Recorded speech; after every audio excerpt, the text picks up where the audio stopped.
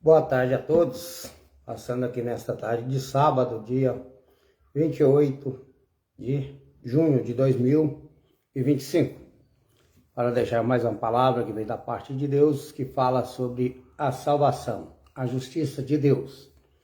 Esta palavra vai ficar em Romanos, capítulo 10, do versículo 8 até o 13, ao qual nós faremos a leitura e depois uma lousa de explicações. Então vamos à leitura da palavra que diz para nós assim. Mas que diz a palavra? Está junto de ti, na tua boca e no teu coração? Esta é a palavra da fé que pregamos. A saber, se com a sua boca confessares ao Senhor Jesus, em teu coração credes que Deus os ressuscitou dos mortos, serás salvo. Visto com que com o coração se crê para a justiça, e com a sua boca se faz a confissão para a salvação.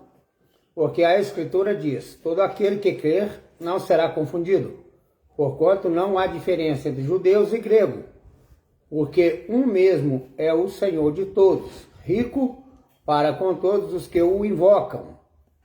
Porque todo aquele que o invocar o nome do Senhor será salvo. Então Jesus, ele veio para os judeus, mas os judeus os rejeitaram. Eles ainda esperam a vinda do Messias até hoje. Mas Jesus vai voltar para a sua igreja e vai dar a continuidade de salvação para os judeus. E muitos deles já crêem e outros também vão crer. Quando eles os rejeitaram, Jesus mandou que estendesse a palavra a todas as pessoas, aos gentios. Gentios são aqueles que não são judeus, de outras nações, a qual também nós podemos dizer aqui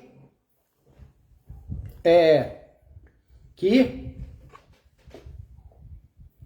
a palavra de Deus nos ensina que as coisas essenciais da salvação estão reunidas neste trecho, centralizadas na fé no senhorio de Cristo e na ressurreição corporal. A fé deve estar no coração, que abrange as emoções e o intelecto e a vontade, afetando a personalidade inteira. A fé deve também ser desenvolvida em uma decisão pública por Cristo como Senhor, tanto em palavras como em ações. Então Jesus, ele passa a ser nosso Salvador e nosso Senhor. Quando nós reconhecemos a Ele como Senhor e Salvador de nossas vidas, nós passamos a ser filhos e servos, servos do Deus vivo, o Todo-Poderoso, que no ensino atual de hoje, alguns círculos evangélicos que diz que Jesus pode ser o Salvador de alguém sem ter que ser Senhor. Não tem jeito. Você pode ser salvo, mas tem que ser Senhor de Jesus. O Senhor Jesus tem que ser o nosso Senhor. Então nós somos servos de Deus. O servo obedece ao seu Senhor. E muitos nos dias de hoje, os falsos profetas ficam ensinando coisas erradas, a qual nós não devemos ser e nem precisamos ser servos. Mas, porém, o Senhor não se acha em nenhuma parte do Novo Testamento. Ninguém pode aceitar Jesus como Salvador sem também aceitá-lo como Senhor. Este é um elemento essencial nas pregações apostólicas. Nós temos que ser Senhor. E o Senhor significa que é aquele que tem o poder, o domínio, a autoridade e o direito de mandar.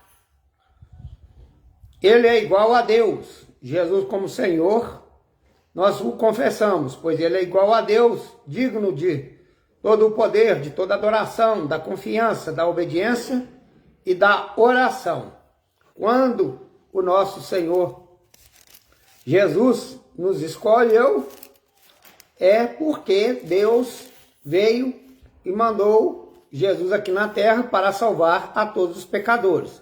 Ele tinha o melhor que ele tinha lá no céu. Antes de fazer o mundo, o nosso Senhor Jesus já existia, ele era o Filho de Deus. Mas a humanidade se perdeu, aí houve a necessidade de Deus enviar o Senhor Jesus aqui nesta terra, para salvar a todos. Porém, enquanto os crentes do Novo Testamento chamam Jesus de Senhor, não se trata de meia profissão de fé, ou uma simples repetição, mas é uma atitude sincera e interna do coração, pela qual colocam Cristo como único e supremo Senhor sobre a totalidade das suas vidas. Jesus precisa ser aceito como Senhor dos assuntos espirituais no lar e na igreja, bem como em todas as áreas da vida, inclusive a intelectual, financeira, educacional, recreativa e vocacional.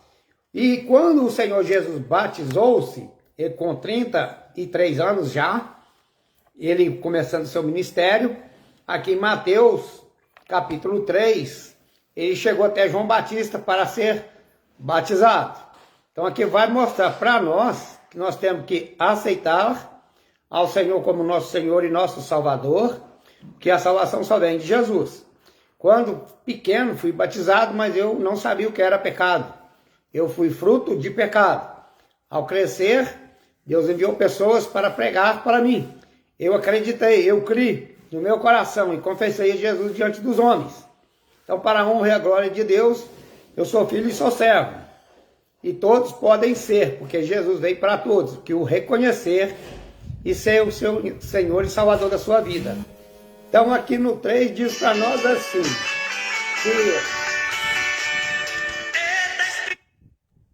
nós assim, que a palavra, dizendo assim, e sendo batizado, saiu logo da água, e eis que se lhe abriram os céus, e viu o Espírito de Deus descendo, como pomba, e vindo sobre ele. E eis que uma voz do céu dizia, este é o meu Filho amado, em quem eu me comprazo, eu tenho alegria. Então a ele nós devemos obedecer. Aí Deus vai dizer no 16, o Espírito Santo desceu sobre ele em forma de pomba. É uma pregação de seu sofrimento, de sua vitória sobre o pecado. Ele o fez pelo poder do Espírito Santo. Se Jesus nada podia fazer sem Jesus, o Senhor Jesus não podia fazer nada sem a operação do Espírito Santo. Então, quando precisar, o povo de Deus é capacitado pelo Espírito Santo para levar a palavra. E o batismo de Jesus é uma grandiosa manifestação da realidade da Trindade. Jesus Cristo declarado igual a Deus. Então ele é batizado no Jordão, o Espírito Santo também é igual ao Pai, então desce sobre Jesus em forma de pomba. O Pai declara que compraste, tem alegria em Jesus, tendo, portanto, aos três pessoas divinas. Este evento, de qualquer outra maneira, a doutrina da Trindade mostra que as três pessoas divinas subsistem em tal unidade, constituem o Deus Uno, poder sobre a Trindade. Então é o Pai, é o Filho e é o Espírito Santo. Deus enviou Jesus. O Espírito Santo já pairava sobre a terra, sobre as águas, quando Deus estava formando o mundo. E o Senhor Jesus era a palavra, ele já habitava com Deus. Mas aí o pecado entrou no mundo, por um homem que foi o Adão, e por um homem só saiu todos os pecados da humanidade, o Senhor Jesus. Quando ele morreu naquela cruz e nos deu a salvação para todos aqueles que crê. Em Marcos capítulo 16, versículo 15 em diante, ele diz, ide pregai o evangelho para todas as pessoas, aquelas que crer e for batizada, será salva. A que não crer, já está condenada.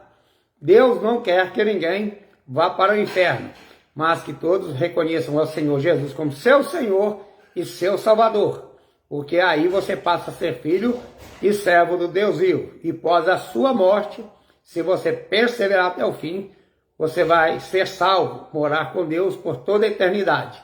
E sem o Senhor Jesus, vai sofrer a ira de Deus, que será despejada em cima de todos aqueles que for para o inferno, que serão tirados de lá juntamente com Satanás, bestas feras, falsos profetas, seus seguidores, e lançados no lago de fogo e de enxofre, que é a saber a segunda morte, e lá vai